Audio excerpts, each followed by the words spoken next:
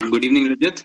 Good evening sir. Rajat, सबसे पहले मैं चाहूंगा कि आप पूरे पैनल को अपने बारे में कुछ बताइए। Please introduce yourself. सर मेरा नाम रजत नागर है। मैं मध्य प्रदेश के उज्जैन का निवासी हूँ। मैंने अपना 12th साइंस से किया है। उसके बाद मैंने अपना graduation bachelors degree in physical education Barkatullah university Bhopal से किया है। और वर्तमान में मैं जेल प्रहरी के पद पर कार्यरत हूँ। और मैंने 6 महीने की बेसिक रिक्रूटमेंट ट्रेनिंग की है इंडियन पैरामिलिट्री फोर्सेस सशस्त्र सीमा बल में। और मेरा मुख्य गेम वॉलीबॉल है। रजत जी, आपको ऐसी किस चीज ने इंस्पायर किया कि आप टीचर बनना चाहते हैं? Who inspire you to become a teacher? Sir teacher का ऐसा है सर कि मेरा इंटरेस्ट शुरू से टीचिंग में रहा है। और टीचिंग सर एक नोबल प्रोफेशन है जिसमें आपको सीखने को मिलता है और सिखाने को मिलता है। और हर एक दिन कुछ ना कुछ आपको इसमें सीखने को मिलता है। और मैं समझता हूँ कि टीचर एक ऐसा व्यक्ति होता है जो एक ऐसे दीपक की तरह होता है जो अपने ज्ञान से कई दीपक को प्रज्वलित कर सकता है। तो रज, क्या आप मुझे बता सकते हैं how do you keep student engaged and motivated? Sir बच्चे अगर मोटिवेट अगर उनको करना है तो सबसे पहले मैं कोशिश करूंगा कि मैं रोजाना एक तरह की चीजें ना करूं जिससे कि वो बोर हो। कुछ ना कुछ उसमें ऐड करता रहूं, वेरिएशन ऐड करता रहूं। और ये चीजें मैं करूंगा उसमें कि किसी एक्टिविटी में मैं उनको एंगेज रखूं। क्योंकि अगर मैंने लगातार एक ही एक्टिविटी में रखा और उसको एक ही तरीके से करा तो वो कहीं ना कहीं बोर हो जाएंगे। तो इस तरीके से मैं उनको इंस्पायर कर सकता हूँ। और कुछ एग्जाम्पल भी या फिर कुछ वीडियो के थ्रू भी हम उनको डिमोन्स्ट्रेशन के थ्रू भी हम इंस्पायर कर सकते हैं, मोटिवेट कर सकते हैं। इस तरीके से sir. Nice, very nice. Okay Rajat, मैं नेक्स्ट क्वेश्चन आपसे पूछना चाहूंगा। आपने सुना होगा कि बहुत से बच्चे होते हैं जो कभी बोलते हैं कि हम गेम्स खेलने जा रहे हैं, कुछ बच्चे होते हैं जो कहते हैं कि हम स्पोर्ट्स खेलने जा रहे हैं। एक्चुअली में गेम्स और स्पोर्ट्स सुनने में एक जैसा लगता है, लेकिन क्या आप बता सकते हो कि गेम्स और स्पोर्ट्स में डिफरेंस क्या है? सर जो गेम्स हो है वो एक हमारे लिए रिक्रिएशन टाइप भी हम खेल सकते हैं गेम्स में। और गेम्स यानी कि हमको मतलब मनोरंजन करके देता है और हमें बिल्कुल फिट रखता है गेम्स। और वही बात स्पोर्ट्स की हम करें तो स्पोर्ट्स में हम देखते हैं कि कुछ सर्टन रूल्स होते हैं, रेगुलेशंस होते हैं, उसके अंडर हम उस चीज को कंप्लीट करते हैं। तो कहीं ना कहीं सिमिलर चीजें हैं पर फिर भी इसमें काफी एक अंतर जो है वो इनके रेगुलेशन का है। जो स्पोर्ट हम खेलते हैं वो उसके फेडरेशन होते हैं जिनके कुछ रूल होते हैं, उसके अकॉर्डिंग स्पोर्ट्स आता है। और गेम्स हम अपने रिक्रिएशन के हिसाब से अपने हिसाब से भी हम उसको कर सकते हैं, किस तरीके से हम अपने आप को मैनेज कर सकते हैं। Okay, good answer Rajat. Thank you sir. जैसा कि आपने बताया कि आपने पैरामिलिट्री फोर्स में ट्रेनिंग ली है, पैरामिलिट्री फोर्स और स्पोर्ट्स में, इन दोनों में कोई दो सिमिलरिटी आप बता सकते हैं? बिल्कुल सर। सर पैरामिलिट्री फोर्सेस और स्पोर्ट्स में हम देखें तो दोनों फिटनेस के ऊपर काफी ध्यान दिया जाता है। जैसे कि पैरामिलिट्री फोर्सेस हमारा था उसमें पूरा वो एंड्योरेंस बेस्ड रहता है, ऑब्स्टेकल्स रहते हैं जो कि प्योर फिजिकल एक्टिविटीज है। और उसमें मार्च भी होता है, ड्रिल भी होता है। तो वो भी कहीं ना कहीं हमारे फिजिकल एजुकेशन से संबंधित है। और स्पोर्ट्स के लिए भी वो कहीं ना कहीं संबंधित है उस चीज से। और सबसे बड़ी बात उसमें डिसिप्लिन सिखाई जाती है पैरामिलिट्री में। और एक स्पोर्ट्स पर्सन के लिए डिसिप्लिन बहुत ही आवश्यक चीज है। How do you stay connected and updated with new education technology in teaching methods? आप अपने आप को कैसे अपडेट रखते हैं नए टीचिंग मेथड्स से? सर टीचिंग मेथड्स और इसमें हम गेम्स के पर्सपेक्टिव से देखें और फिजिकल एजुकेशन में तो हम इस जो आज की लेटेस्ट टेक्नोलॉजी से इनका बिल्कुल यूज कर सकते हैं। हम जो हमारा इंटरनेट का एक यूज कर सकते हैं, कंप्यूटर का यूज कर सकते हैं, स्लाइड्स बना सकते हैं और उसके अकॉर्डिंग हम बच्चों को ग्राफिकल वे में भी समझा सकते हैं। कुछ टेक्निकल चीजें हैं बायोमैकेनिक्स की और ये भी हम वीडियो के थ्रू समझा सकते हैं। और इसका हम यूज कर सकते हैं। उसके साथ ही साथ पुराने चीजों के साथ साथ हम नई जो टेक्नोलॉजी उसका फिजिकल एजुकेशन में अच्छे तरीके से यूज कर सकते हैं। ओके रजत जी, मेरा क्वेश्चन आपसे है। अब ये जो क्वेश्चन है थोड़ा सा प्रैक्टिकल बेस्ड है। आप एक स्कूल में टीचर बनने वाले हो और मैं अगर आपको कहूं कि आप एक ऐसे क्लास में हो जहाँ पे कोई बच्चा है जो कि कंटिन्यूअसली क्लास को डिस्टर्ब कर रहा है। अब वो कुछ भी हो सकता है, वो बोल के कर रहा है या फिर वो कुछ एक्शन से कर रहा है, तो आप एज अ टीचर उसको कैसे कंट्रोल करोगे? सर मैं सबसे पहले तो बैकग्राउंड देखना चाहूंगा कि बच्चे का क्या बैकग्राउंड है और किस वजह से वो कर रहा है। और फिर अगर मुझे पता लगता है कि वो काफी फ्री है या उस टाइप से तो मैं कहीं ना कहीं उसे क्लास की एक्टिविटीज में या एक्टिविटीज के थ्रू इंगेज क्लास में करने की कोशिश करूंगा। अगर इस तरह का मेरे पास कोई परेशानी आती है तो या फिर मैं कोई ऐसा लीडरशिप वाला टास्क उसको दे सकता हूँ जिसके लिए वो सोचे और कहीं ना कहीं वो एक्टिविटी में इन्वॉल्व हो जाए। क्योंकि अगर फ्री रहेगा उसका दिमाग तो फिर मेरे ख्याल से कि वो मस्ती करते हैं बच्चे। ओके, तो मतलब आप बेसिकली उनको स्पोर्ट्स में या गेम्स में ही इन्वॉल्व करने की कोशिश करोगे ताकि उनका माइंड थोड़ा सा वहां से डाइवर्ट हो, राइट? बिल्कुल, डेफिनेटली। Okay, good answer. आप बता सकते हैं कि जो स्ट्रेन है is the injury of what, muscle और लिगामेंट? कंटिन्यूअस एक्सरसाइज करते हैं या ओवर स्ट्रेस करते हैं, ओवर यूज करते हैं मसल को कंटिन्यूअस, तो मसल के ऊपर एक स्ट्रेस आता है तो उसी से रिलेटेड ये इंजरी है स्ट्रेन की। और जो बहुत कॉमन इंजरी है जो स्पोर्ट्स में और लगभग मैक्सिमम गेम में ये होती है स्ट्रेन की प्लेयर को। और इसको सर करने के लिए इसका राइस है, रेस्ट आइस, कंप्रेशन, एलिवेशन, इसका हम इसमें इस्तेमाल करते हैं, जिसके थ्रू इसमें हम रिकवरी के लिए हम करते हैं प्रोसेस। ओके, तो क्या आप बता सकते हैं कि सेंट्रीपिटल और सेंट्रीफ्यूगल फोर्स क्या होता है?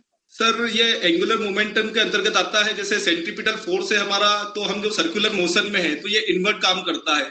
तो जैसे एक साइकिलिस्ट होता है, तो वो अगर सर्कुलर मोशन में साइकिल चला रहा है तो वो अपने आप को ऐसा बैलेंस करता है इनवर्ट साइड, ताकि उसका बैलेंस बना रहे। और सर सेंट्रीफ्यूगल फोर्स एक ऐसा फोर्स है जो आउटर उसमें काम करता है। जैसे कि हमारा हैमर थ्रो में प्लेयर है और कंटिन्यूस उसको रोल करते करते तो वो बाहर से ऐसा जनरेट करता है फोर्स कि वो मैक्सिमम डिस्टेंस अचीव कर ले। तो इस तरीके से सर दोनों फोर्स काम करते हैं। Okay, Rajat, last question for you is that problem solving comes under which type of learning? Problem solving मेरे ख्याल से सर अपना टास्क मेथड में हम इसको, जो टास्क मेथड है टीचिंग की और लर्निंग की, हम उसके थ्रू देखते हैं कि अगर हमारे पास रैंडमली कोई प्रॉब्लम आ जाती है तो हम उसको किसी न किसी टास्क के साथ जोड़ के देख सकते हैं। Okay, any other questions, Rahul sir, Rajeshi sir? Sir strain ही पूछा था, STRAIN। रजत जी आपने क्या आंसर दिया था कि स्ट्रेन क्या है? सर स्ट्रेन मैंने बताया, जो हम ओवर यूज करते हैं मसल्स को या ओवर स्ट्रेस करते हैं तो उसके कारण जो मसल्स के अंदर इंजरी आती है, तो वो मैंने स्ट्रेन कहा था। ठीक है, राइट। और भी किसी चीज में इंजरी हो सकती है, किसी और पार्ट में, अगर आप सोच पा रहे हो तो, स्ट्रेन की वजह से? और जो टेनोसाइनोविटिस है, जो टेंडन्स है, सब जुड़ा हुआ है लिगामेंट में, तो अगर वहां पे होता है तो हम उसको स्प्रेन के उसमें भी देख सकते हैं।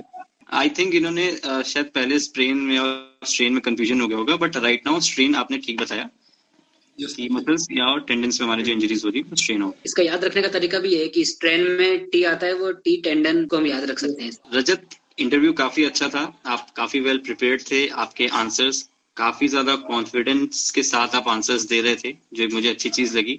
बीच में एक दो क्वेश्चंस ऐसे भी आए जहां पे आपको थोड़ा सा सोचना भी पड़ा, बट आपने बहुत ही जल्दी रिएक्ट किया, वो चीज बहुत अच्छी थी। एंड होपफुली आप जिस प्रिपरेशन से तैयारी कर रहे हो इंटरव्यू की, आप जरूर सक्सेसफुल हो। ओके, राहुल सर आप कुछ बोलना चाहोगे? मुझे ऐसा लगता है कि आपको है ना इंट्रोड्यूस अबाउट योरसेल्फ में 2-3 ऑप्शन और देने चाहिए सामने वाले को पूछने के लिए। हमारे पास केवल लग रहा है 3 ऑप्शन है। एक पैरामिलिट्री फोर्स के बारे में पूछ सकते हैं, जिसमें की जरूरत लगभग नहीं है इस इंटरव्यू में पूछने की। दूसरा हम वॉलीबॉल से पूछ सकते हैं, पर वॉलीबॉल के आपने अचीवमेंट्स उसमें ऐड नहीं किए जिससे हम सवाल पूछ पाए। तो 1-2 ऑप्शंस आप सामने वाले को दीजिए कि वो क्वेश्चंस इसमें से भी पूछे। बाकी आपका इंटरव्यू अच्छा था। राजेश, आप कुछ फीडबैक देना चाहेंगे? ठीक है, अच्छा लगा आपका इंटरव्यू, काफी कॉन्फिडेंट भरे हुए आंसर्स थे रजत, और इसी अप्रोच से आप आंसर देना अच्छा रहेगा। और बस मैं आपको एक चीज बोलना चाहूंगा कि जब भी आप इंटरव्यू बोर्ड के सामने खुद को प्रेजेंट करो तो समझना कि as a teacher point of view से आंसर देने के लिए, ठीक है, मतलब स्टूडेंट पॉइंट ऑफ व्यू से नहीं। मतलब आपको ऐसा शो करना है इंटरव्यू बोर्ड में है वो लोग आपके अंदर में आने वाले कल का एक टीचर्स का झलक दिखे, तो वो आपको चूज करने में या आपको सिलेक्ट करने में काफी साइकोलॉजिकली आसानी होगी। ये एक तरीके से माइंड गेम है, ठीक है। बाकी आपका सारे पर्सनालिटी वाइज और आपका जो कॉन्फिडेंस लेवल था वो काफी अच्छा था। All the best for your future. Thank you sir, thank you very much. इस वीडियो के लास्ट पार्ट में अब हम डिस्कस कर लेते हैं इन सभी के मॉडल आंसर्स को। क्वेश्चन नंबर 3 था, शिक्षक बनने की प्रेरणा आपको कहाँ से मिली? What inspire you to become a teacher? तो इस क्वेश्चन का मॉडल आंसर है, शिक्षा के प्रति मेरा हमेशा से जुनून रहा है और युवाओं के जीवन में सकारात्मक प्रभाव डालने की इच्छा रही है। मेरा मानना है कि एक शिक्षक होने के नाते छात्रों को उनकी पूरी क्षमता तक पहुंचने के लिए प्रेरित करने और मार्गदर्शन करने का अवसर मिलता है। क्वेश्चन नंबर 4 था, how do you keep your students engaged and motivated in your lessons? आप अपने लेसन्स में छात्रों को कैसे एंगेज्ड और मोटिवेटेड रखते हैं? इसका मॉडल आंसर है, मेरा मानना है कि छात्रों के एंगेज्ड और मोटिवेटेड होने की संभावना तब अधिक होती है जब वे मजे कर रहे होते हैं और स्टडी से जुड़ाव महसूस करते हैं। टू अचीव दिस, मैं अपने पाठों में खेल, पहेलियाँ और वास्तविक दुनिया के अनुप्रयोगों को शामिल करता हूँ। मैं छात्रों की भागीदारी को भी प्रोत्साहित करता हूँ, उन्हें ट्रैक पर रखने और ध्यान केंद्रित करने के लिए तत्काल प्रतिक्रिया प्रदान करता हूँ। क्वेश्चन नंबर 5 था, what is difference between games and sports? इसका मॉडल आंसर है, there is a repetitive movement and cyclic movement in sports, where is unpredictable movements like shot, jump, running, tackling in games. या फिर सबसे पहले बात करते हैं स्पोर्ट्स की। तो स्पोर्ट्स की अपनी एक रूल बुक होती है ऑफिशियल, उस रूल के अकॉर्डिंग वहाँ पर मैचेस होते हैं, टूर्नामेंट्स हो सकते हैं और इन रूल्स को फॉलो करते हुए दोनों टीमों को खेलना होता है, जिसमें पॉइंट सिस्टम होता है, एक की जीत और एक की हार होती है। वहीं गेम्स में रूल्स को हम अपने हिसाब से मॉडिफाई कर सकते हैं। गेम्स रिक्रिएशनल भी हो सकते हैं या फिर स्किल को लर्न करने के लिए भी गेम्स हो सकते हैं। गेम्स के रूल्स को हम नीड के अकॉर्डिंग चेंज भी कर सकते हैं। जैसे कि हम बास्केटबॉल ग्राउंड में पासिंग गेम्स खेल सकते हैं, थ्रोइंग गेम्स खेल सकते हैं, तो गेम्स में रूल्स हम अपने अकॉर्डिंग मॉडिफाई कर सकते हैं। क्वेश्चन नंबर 7 था, how do you stay connected and updated with new educational technologies and teaching methods. आप नई एजुकेशनल टेक्नोलॉजीज और टीचिंग मेथड्स के साथ वर्तमान में कैसे अपडेट रहते हैं। इसका मॉडल आंसर है, मेरा मानना है कि अपने छात्रों को सर्वोत्तम संभव शिक्षा प्रदान करने के लिए नवीनतम शिक्षण विधियों और तकनीकियों के साथ अप टू डेट रहना महत्वपूर्ण है। इसे प्राप्त करने के लिए मैं रेगुलर प्रोफेशनल डेवलपमेंट वर्कशॉप्स और कॉन्फ्रेंस को अटेंड करता हूँ और ऑनलाइन सीखने के अवसरों में संलग्न रहता हूँ। Question number 8 situational based question था, जिसमें पूछा गया था कि आप उस स्थिति को कैसे संभालेंगे जहाँ एक छात्र आपकी कक्षा में लगातार बाधक हो या डिस्टर्ब कर रहा हो। इसका मॉडल आंसर है, मैं सबसे पहले विद्यार्थी के व्यवहार के मूल कारण को समझने की कोशिश करूंगा और उसके समाधान के लिए उनके साथ काम करूंगा। इसमें छात्र के साथ आमने सामने बातचीत करना, स्कूल काउंसलर से समर्थन मांगना या माता पिता को शामिल करना शामिल हो सकता है। यदि व्यवहार समस्या बना रहता है तो मैं उपयुक्त परिणामों को लागू करूंगा, जैसे स्कूल के बाद उस पर नजर रखूंगा या स्कूल प्रशासन को शामिल करूंगा। क्वेश्चन नंबर 10 था, problem solving comes under which type of learning. तो इसका आंसर है कॉग्निटिव लर्निंग। तो ये सभी थे मॉडल आंसर। अगर आपको वीडियो पसंद आई है तो वीडियो को लाइक, शेयर और चैनल को सब्सक्राइब जरूर करें। धन्यवाद।